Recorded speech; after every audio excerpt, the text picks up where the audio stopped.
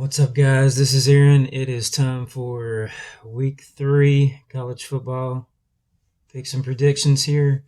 We're 8-3 on the year, and last week we were 4-0.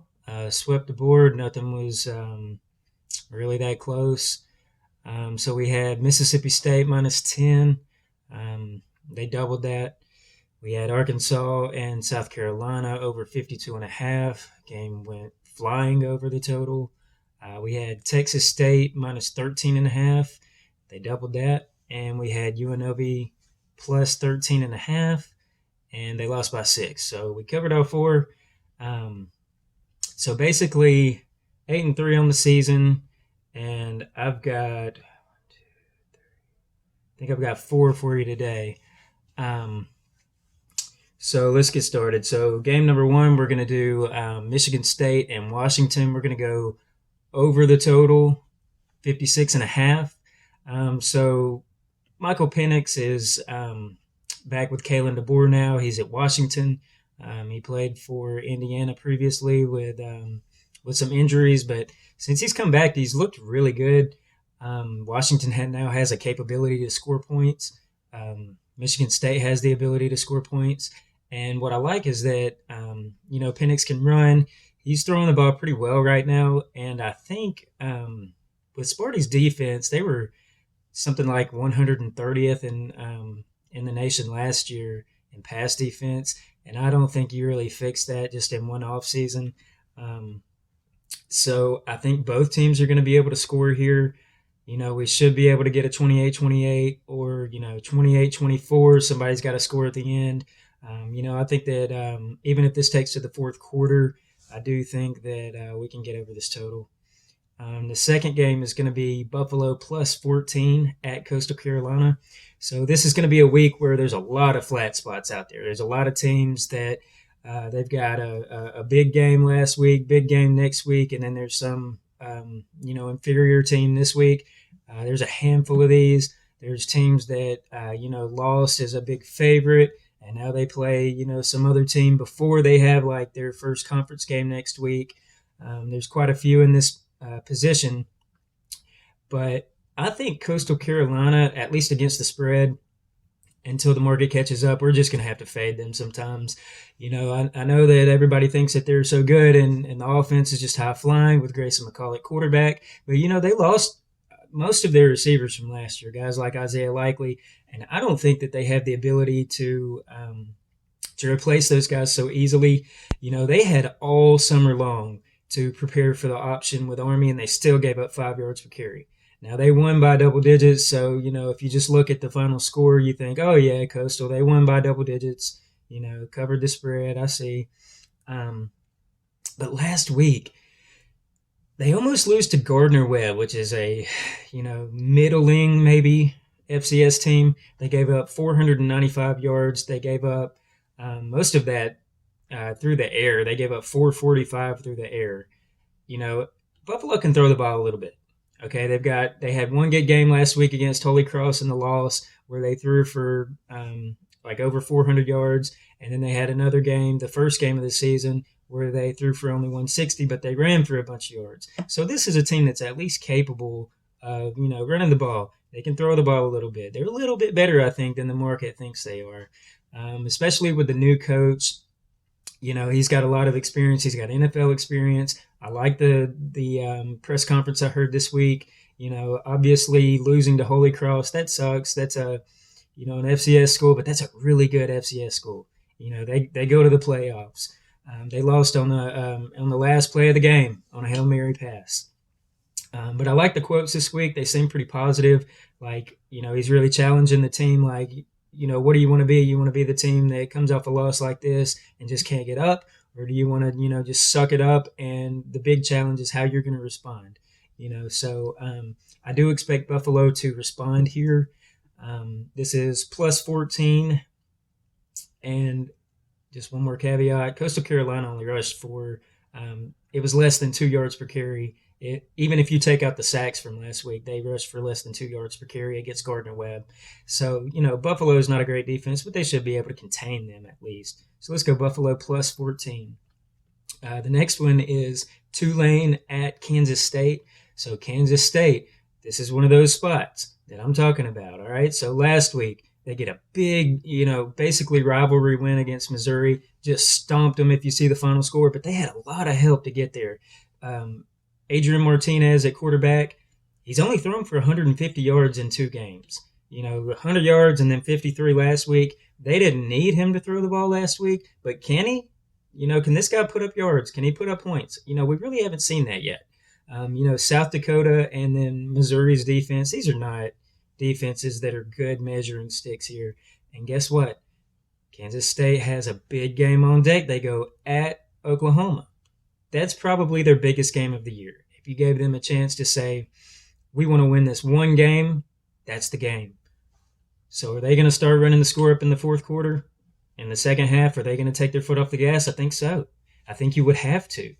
It's just not wise to keep your starters in and, try to run the score up when you've got such a big game on deck. So for Tulane, Pratt's back at quarterback. He's pretty decent. Took Oklahoma to the wire last year, if you remember that. So this is a team that, they really don't have the horses for 4 quarters to hang with these big teams. But even though Kansas State's going to be really physical, I do think that Tulane can probably sneak in there as long as we don't get a bunch of turnovers. They don't run the ball as well as they used to, which is a concern. But Pratt can throw the ball if they get down. So I do believe that there is some backdoor potential if we need it. So let's take Tulane plus 14. So we've got Rutgers at Temple. Probably sounds like a terrible game. It probably is. So Rutgers won this game 61-14 last year. And yeah, they had a lot of help. I mean, Temple did literally everything that you could do to give up points, all phases of the game.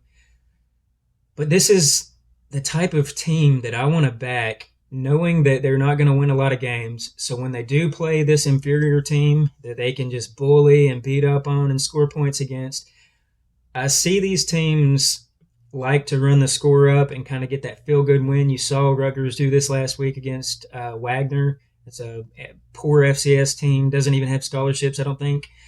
I think, maybe 3 or 4 of the last times that Rutgers has been in this position, they've scored points in the fourth quarter. They've gotten 7 points or more in the fourth quarter. So this is the type of game where, if they're up by 3 touchdowns, they might put another touchdown on the board. If they're up, 14, I'm sure Shiano is going to try to cover this game for, the Rutgers alumni.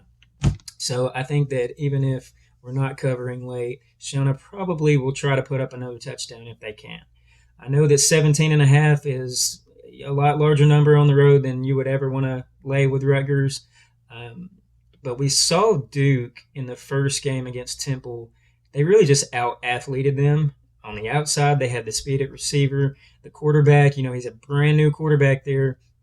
And he was getting, chunk yards on the ground, just running around guys. They don't tackle that well. They're not that athletic. So 30-0 was the final score. Temple didn't even score a single point, and I would put Duke and Rutgers, kind of in the same boat. I think they're pretty similar. Talent-wise. I mean, Rutgers does have a bona fide Big Ten defense, even if they can't score a lot of points. And Rutgers did come off the win against Boston College. They got a little help, of course.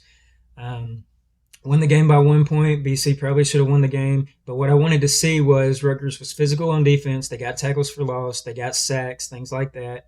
And I think that now that it's like game 3 with the 2 quarterbacks that they've been going in and out with, these are brand new guys. I think every game that they get starting, playing throughout the games, that's going to help them, in weeks to come.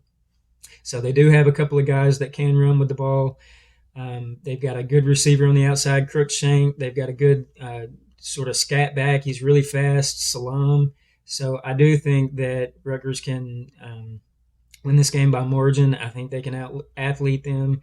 And I would think that Temple probably makes enough mistakes that they can probably help us out here. So let's take Rutgers minus 17.5. I'm seeing a lot of 18s popping up. So 18 is fine. Don't take it after 18 because the number's widely available right now. So I got it at 17 and a half.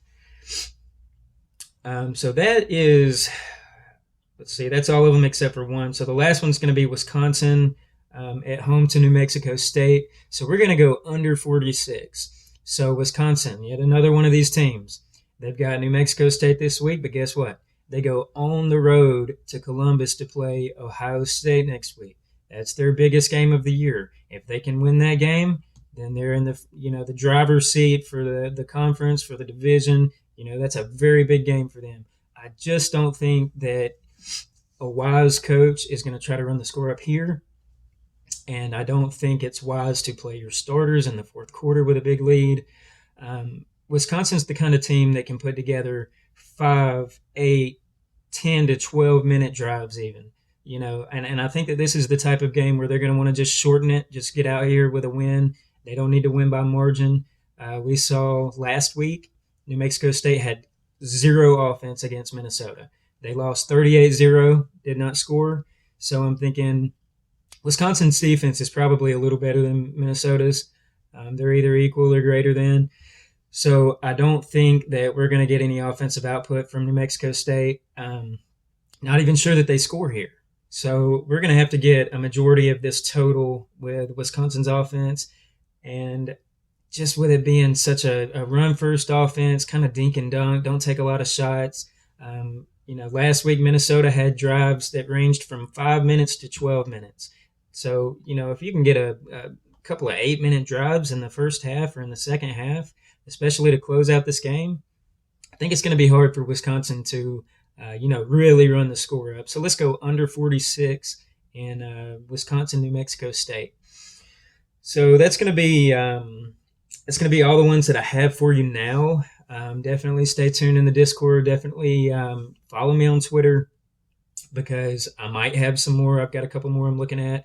I didn't want to go too heavy this week, but I think there's just a lot of flat spots right now that we can take advantage of. I'm looking at the Alabama total under. Hopefully I can get like a 63. I'll probably end up taking that. I don't like where it is now.